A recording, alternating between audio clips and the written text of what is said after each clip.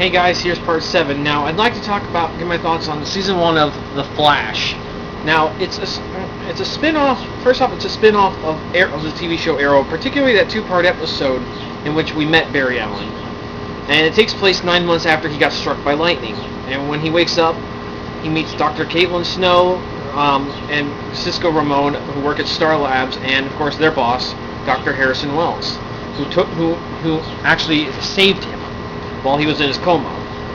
And when Barry, I should mention, Barry is a CSI. He works for the Central City Police Department, and of all the police officers there, one he's closest to the most is Detective Joe West, who raised him, basically raised him after Barry's mom was murdered when he was a kid. And Barry saw a man in yellow, which we all know any Flash fan would instantly recognize it as the Reverse Flash. And anyway, Barry, and of course, Joe is also the father of the love of Barry's life, his longtime crush and best friend, Iris West. Now, Barry eventually discovers because of the particle accelerator explosion and the lightning that struck him, he gained the ability to move at superhuman speeds. Now, so with help from Star Labs, he not only gets hooked up with a suit to wear, but he also is given. But he also goes after other metahumans who are affected by him. And a lot of classic. I should mention ahead of time. A lot of classic rogues have appeared. There has been the Weather Wizard, who in this case is a metahuman. There's Multiplex, the Mist, Peekaboo, who's a teleporter. Everyman, who's a he's a shapeshifter, hence his name. Blackout, who I'd never heard of really until then. But Girder, he's an actual Flash villain. Only he didn't have the ability to revert back to his old self. He literally looked like he was made of like scrap iron. Anyway, he and of course he takes on some non-human rogues such as Captain Cold, Heatwave, the Golden Glider, and the Pied Piper.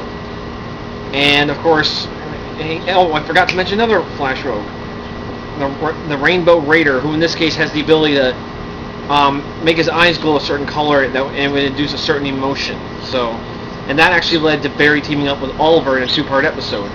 Well, that was actually part 1. Part 2 was on Arrow, in which the two of them took on Captain Boomerang, another one of Barry's most well-known enemies.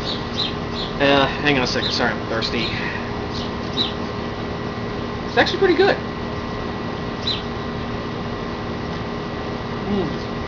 I forgot, another rogue, the Trickster. More specifically, both of them. There's the young Trickster, and then there's the old Trickster. The old Trickster is played by none other than Mark Hamill, aka Luke Skywalker. And Hamill actually played him in the original TV series, which aired from 1990 to 1991. And I loved that show when I was growing up. In fact, I have it on DVD. And it's not just Mark Hamill from the original series that has reprised his role in this. The woman who played Tina McGee, who reprises her role as well, only this time she works for a rival company of Star Labs, and she's pretty mean, but eventually, we learn what her problems are with Harrison Wells. And of course, we have John Wesley Shipp, who played Barry in the original series. He plays Barry's dad, Henry Allen, who spends pretty much the entire time in jail. Now, anyway, I should also mention Joe does discover Barry's secret identity, and he helps Barry. He helps Barry in Star Labs with dealing with these metahumans, and of course, while Barry's also dealing with his feelings for Iris as she's dating Eddie Thawne, who's Joe's partner. Sorry for the chainsaw noise. But anyway. And eventually, of course, like I said, over time, Barry also discovers other various abilities things he can do with his speed, such as vibrating his molecules fast enough to move and actually pass through solid objects. That is actually one of my favorite abilities. I'm hoping that next season, he discovers the ability to vibrate his molecules fast enough to actually go invisible. I saw that in a Flash comic where Wally Barry's grandson Bart and Jay Garrick actually did that in order to escape from being prisoners of Vandal Savage. Now, me and some friends actually are hoping for certain classic rogues to appear. Now let me pull up a technical one such one. Hang on a second, I might as well do it the old-fashioned when he says scrolling.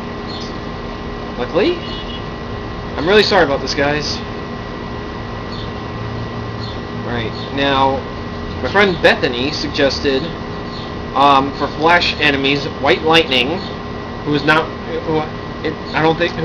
like Barry, I think, I have to double check, but she also wants to see Cobalt Blue, the Blue Trinity, Ragdoll, and, of course, the Rainbow Raiders, which are a group of people who are different colors, right? Who are different colors of the rainbow, and they